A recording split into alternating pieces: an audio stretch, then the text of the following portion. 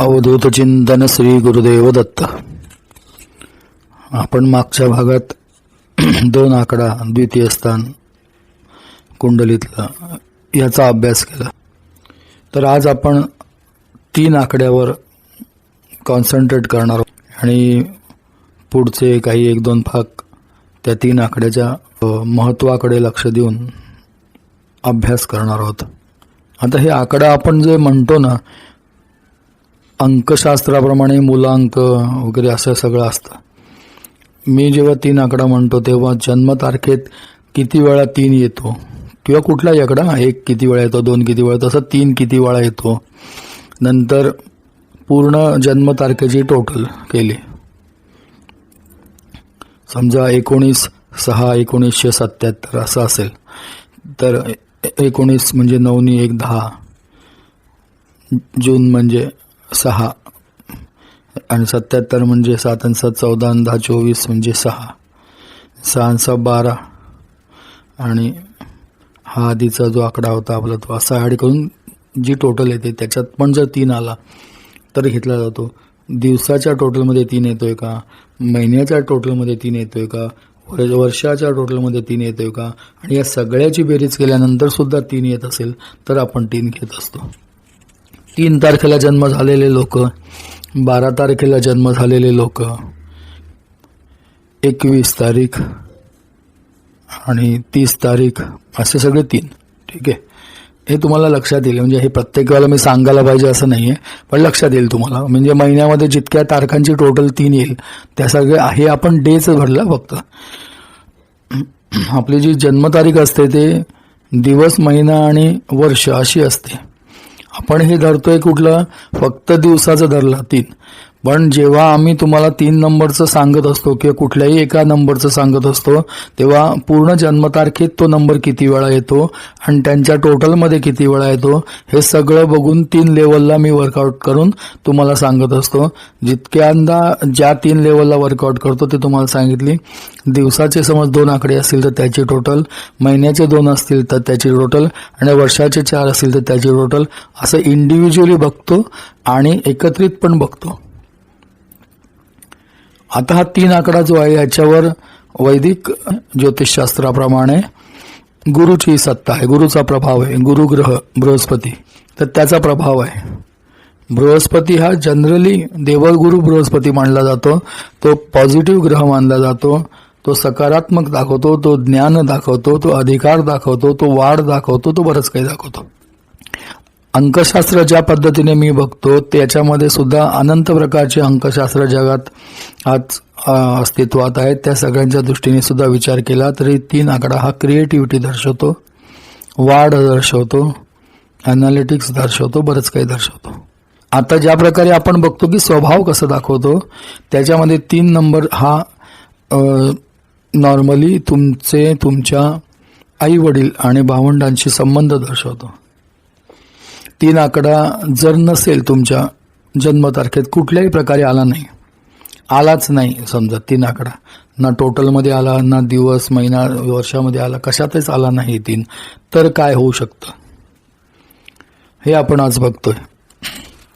जर 3 आकडा आलाच नाही ज्योतिषशास्त्राप्रमाणे तर बाबा त्या व्यक्तीच्या स्वभावामध्ये काय काय फरक पडेल, तो कसा वागेल, तो कसा असेल, आणि हे समजल्यानंतर मग शेवटी आपण 3ऱ्या स्थानावर पण जाणार आहोत. तर 3 नंबर जर नसेल तर अशा जे काही जातक असतात, जातक म्हणजे व्यक्ती जे प्रश्न विचारतात त्यांना जातक म्हणतात, त्यांचं त्यांच्या आईवडिलांशी नातं जे असतं ना ते थोडं विजोड असतं. विजोड याचं कारण काय, जन्मदात्रे कोण आहेत, आईवडील आहेत, सख्खे. सावत्रचं मी म्हणत नाही, सावत्रमध्ये पण एक बाजू आपली साईडची असते तरीसुद्धा. तर ज्या आई वडिलांनी जन्म दिला आहे त्याच आई वडिलांशी जेव्हा त्यांचा मुलगा किंवा मुलगी विचित्र प्रकारे वागते ती या 3 नंबर नसल्यामुळे वागते. त्यांच्या जन्मतारखेमध्येच 3 नंबर नाहीये, त्यामुळे त्यांना आई वडिलांविषयी, भावंडांविषयी आत्मीयता नसते. असं मला अनुभवाला भरपूर वेळा आल्या, भरपूर केसेस आल्या. आई वडील जेव्हा मुलांची पत्रिका घेऊन येतात तेव्हा ते मान्य करत नाहीत की असं काही आहे.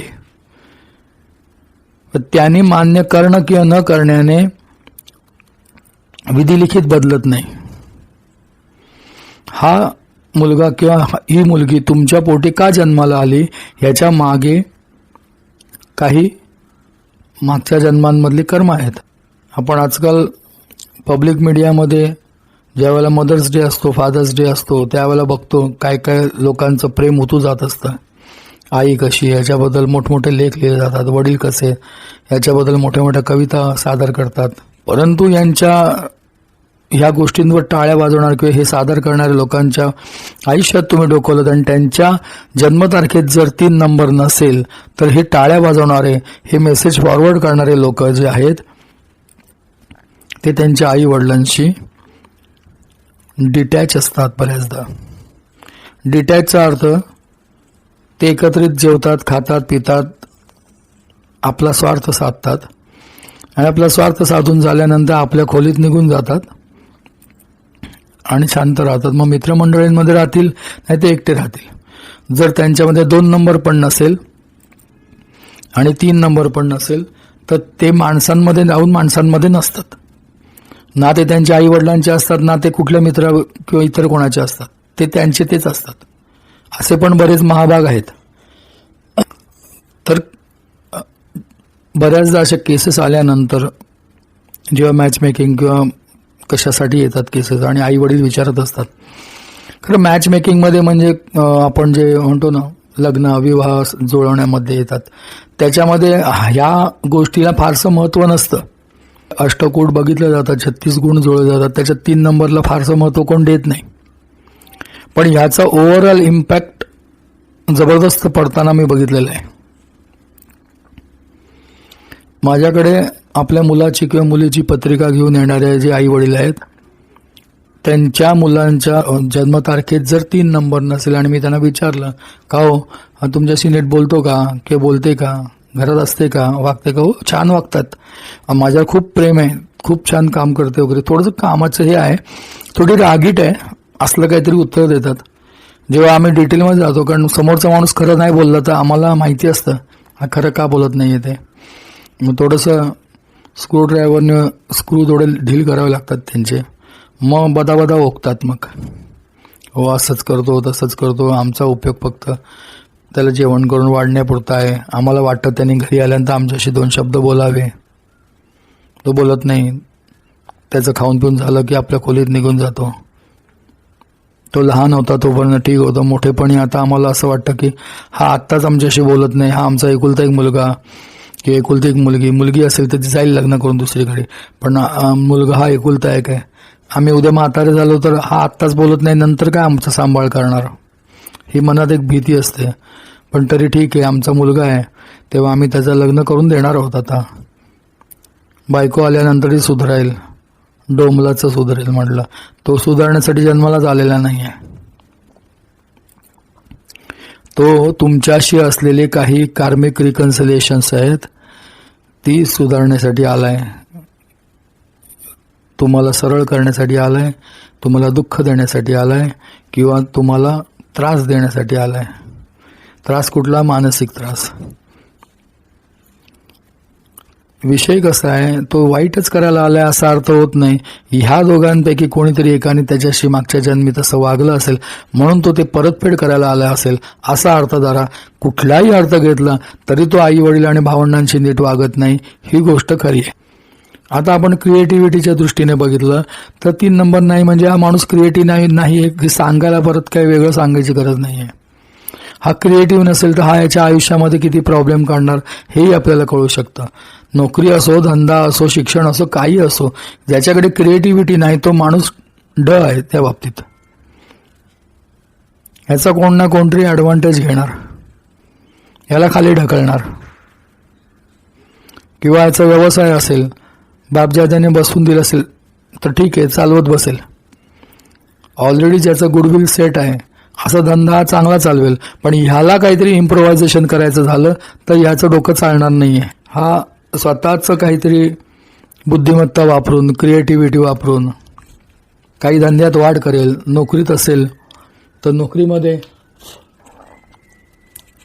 प्रमोशनसाठी म्हणा किंवा इतर काही गोष्टींसाठी प्रयत्न करेल, अशातलं काही हा करणार नाही आहे, कारण क्रिएटिव्हिटीच नाही आहे, हा विषय येतो. तेव्हा 3 नंबर नसल्यानंतर काय होऊ शकतं ते आपण आज थोडक्यात पाहिलं. बऱ्याचदा असे 3 नंबर नसलेले लोक ह्यांच्या कामधंद्यामध्ये फारसे चांगला परफॉर्मन्स करतानाही दिसत नाहीत.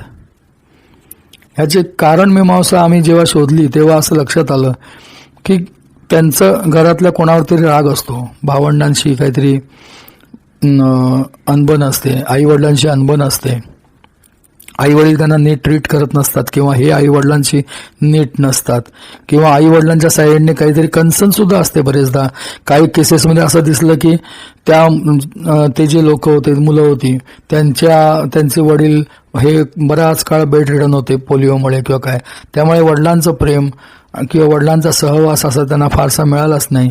एक काहीतरी कन्सर्न राहून जाते आई वडिलांच्या साईडने. प्रत्येक वेळेला ह्यांची चूक असते असं नाही आहे. बरेच वेळा असं होतं की आई वडील आहेत, धाकटे भावंड आहेत, आई वडील धाकट्या भावंडांची बाजू घेत आहेत आणि ह्यांना दोष देत आहेत, यांच्यावर जबाबदारी टाकतायत, यांना पैसा कमवायला लावतायत, परंतु ह्यांना घरात मानच नाही आहे. अशा केसेसमध्ये पण 3 नंबर नसताना दिसतो. अशा काही केसेस आल्या होत्या माझ्याकडे. त्यावेळेला मी त्या केसेसचा जेव्हा अभ्यास केला तेव्हा खरं एक डोळे उघडणारं विदारक सत्य माझ्या डोळ्यासमोर आलं त्या केसेसमध्ये. त्यातली एक केस आहे ती मी पुढच्या भागात सांगेन. आता विस्तार खूप जास्त होईल, त्यामुळे इथेच थांबतो. थोडंफार लक्षात आलं असेल की 3 नंबर नसला तर काय होऊ शकतं. आणखीन थोडं विस्ताराने पुढच्या भागात बघू. आता इथेच थांबतो. भक्तवत्सल भक्ताभिमानी राजाधिराज योगीराज परब्रह्म सद्गुरू श्री स्वामी समर्थ महाराज की जय.